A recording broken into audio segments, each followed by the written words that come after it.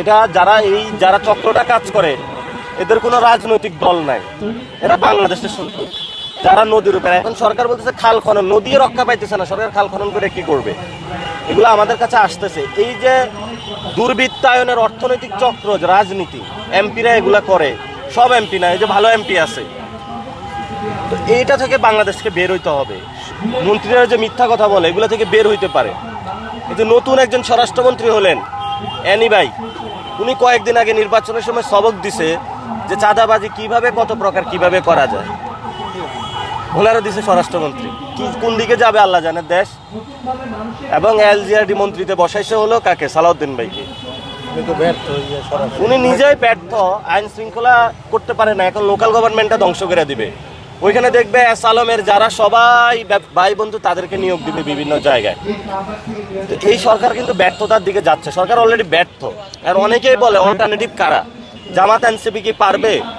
আমি মনে করি বাংলাদেশে জামাত এনসিপির বাইরে অনেক ক্যাপাসিটি যাদের আছে তারা আছে।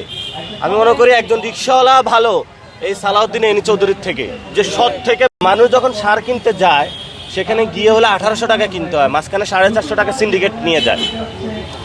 এবং সারের যে কার্ড দিছে, কৃষি কার্ড, এটা দিয়েও মানুষ সার পায় না।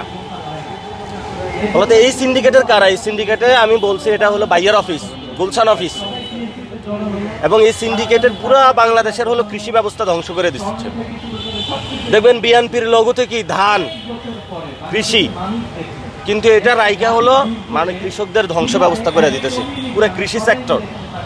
তারপরে তারা আবার এই বাংলাদেশে আসতে দিছে কারা?